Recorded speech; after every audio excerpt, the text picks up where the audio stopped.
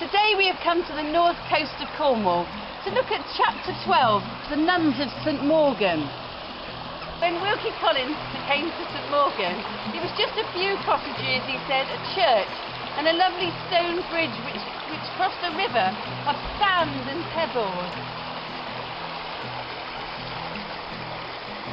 He said the village was surrounded by a luxuriant wood, and having a look around now, I don't think it's changed at all. Now, I've marked this place by a beer mat here. It says, there is an unbroken, unworldly tranquility about this secluded place, which communicates itself mysteriously to the stranger's thoughts, making him unconsciously slacken in his walk, look and listen in silence. And the dull fall of the latch when an idle child carelessly opens the churchyard wicket sounds from one end of the village to the other. When Collins came into the churchyard, he was astounded to find at the stern of a boat upright coming out of the ground, and he investigated it further.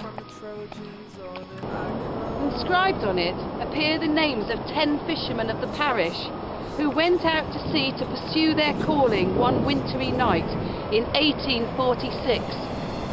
It was unusually cold on land. On sea, the frosty, bitter wind cut through to their bones. The men were badly provided for against the weather, and hardy as they were, the weather killed them that night. In the morning, the ghostly fishing boat floated to shore, and on it were seen the corpses of the 10 fishermen, frozen to the oars.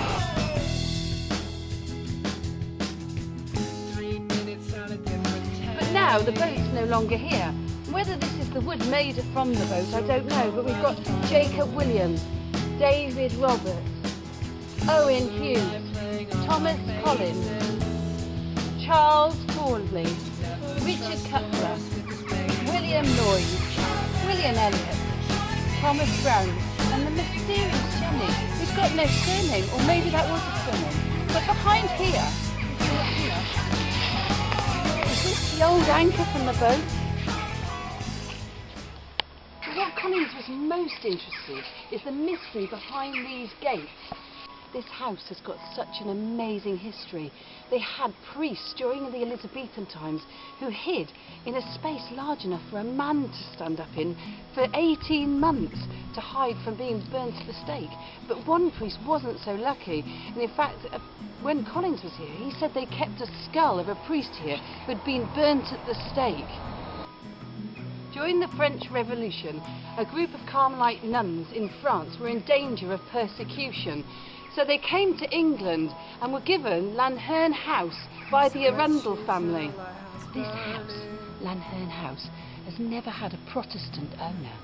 In fact, when Collins came here in 1850, the Carmelite nuns were living here. And believe it or not, here we are in December 2013, the nuns are still living here. When Collins visited, there was 20 nuns that lived here, and he said that one was even 95 years of age, but you never ever saw any of them. In 1850, even the servants who had worked at this place for years had never seen the faces of the nuns or heard them speak. There's about 12 of them, and they're in silent order, never see them at all. And we've got about 4 monks in there, or they're not monks, they're friars, because they travel about. Oh, so they do. So do you ever see them? Yes, they come down. You see them mowing the lawn over there every now and then, not this time of year. And Father George ran past last night. He's 80 years of old, and it was a sort of shuffle. Even when a nun died, they still wouldn't be seen. The funeral would be carried out at night in their own cemetery, and they would take the body out in the darkness. But sometimes villagers would come along and try and peep. It was too dark, they saw nothing.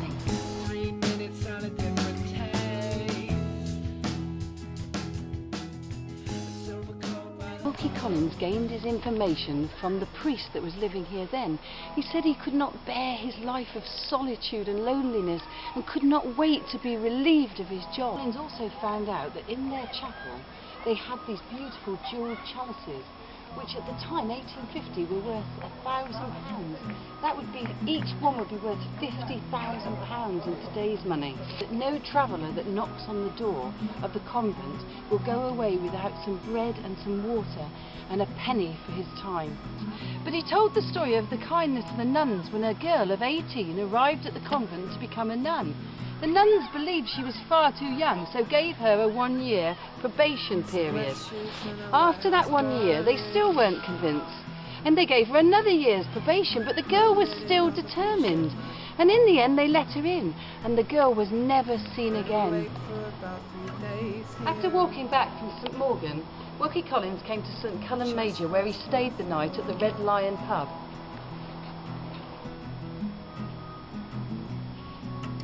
Well, that was chapter 12 of Rambles Beyond Railways by Wilkie Collins.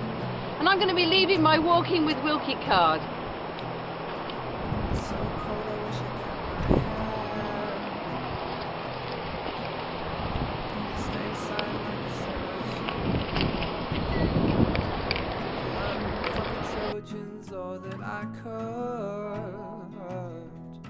You never trust a horse if it's made. Would you never trust a horse if it's made?